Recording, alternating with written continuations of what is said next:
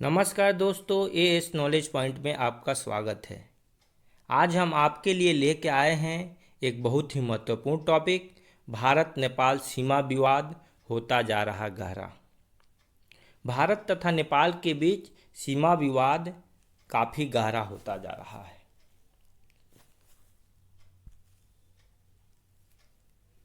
भारत तथा नेपाल के बीच जो सीमा विवाद है उसको देखने के लिए पहले हम इस भारत तथा नेपाल के नक्शे पर एक नज़र डालें।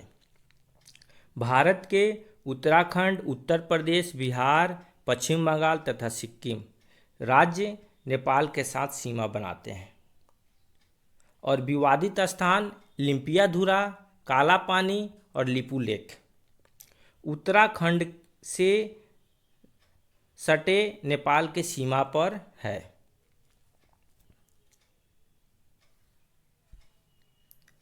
यह नक्शा जो है आपके सामने जो दिख रहा है, यह हाल ही में नेपाल के द्वारा अपना नया राजनीतिक नक्शा जारी किया गया है और जो विवादित स्थान है वह इस बॉक्स के माध्यम से दिखाया गया है। भारत तथा नेपाल के बीच जो सीमा निर्धारण किया गया था वह 1816 ईस्वी की सुगौली संधि के द्वारा किया गया था और यह संधि ब्रिटिश भारत तथा नेपाल सरकार के बीच हुई थी।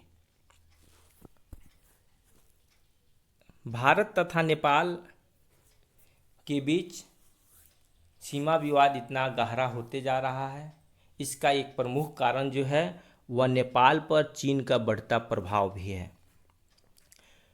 चीन नेपाल का बहुत सारे क्षेत्रों में मदद कर रहा है और नेपाली सरकार जो है इस समय चीन से भी काफ़ी प्रभावित है।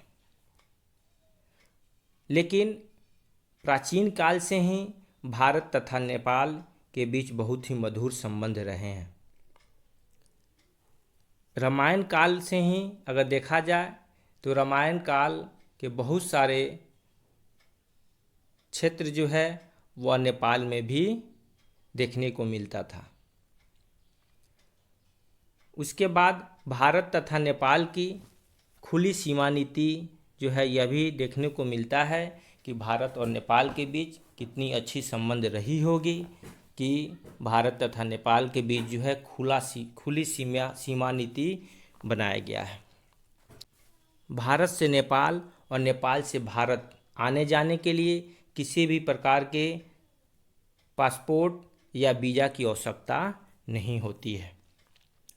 दोनों ही देशों में हिंदू तथा बौद्ध धर्म मानने वालों लोगों की संख्या है।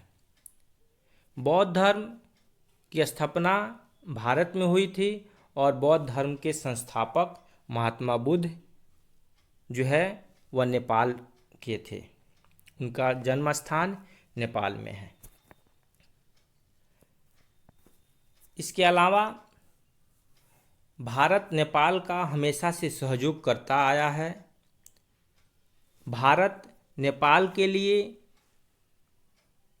अपने कोलकाता बंदरगाह को इस्तेमाल करने की छूट दे रखी है समुद्री व्यापार के लिए और हम जानते हैं कि समुद्री व्यापार सबसे सरल और सस्ता होता है और नेपाल एक लैंड लॉक्ड देश है क्योंकि यह चारों तरफ से भूमि से घिरा हुआ देश है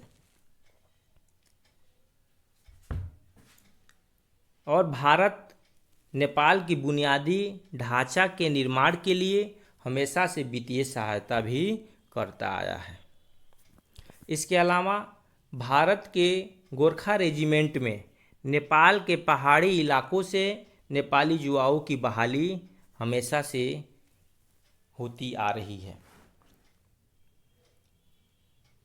2011 से सूर्य किरण सैन्य अभ्यास नेपाल तथा भारत के बीच शुरू की गई थी, जो समय समय पर यह अभ्यास होता रहता है। लेकिन हाल ही में भारत और नेपाल पर सीमा पर नेपाली पुलिस के द्वारा भारतीय लोगों पर गोली चला दी गई। जिसमें जिसमें एक व्यक्ति की मौत हो गई तथा 2 घायल हो गए। यह कुछ लोगों के द्वारा भारत से नेपाल जाने के क्रम में यह घटना घटी। बिहार के सीतामढ़ी जिला से सटे भारत नेपाल की सीमा पर यह घटना घटी है।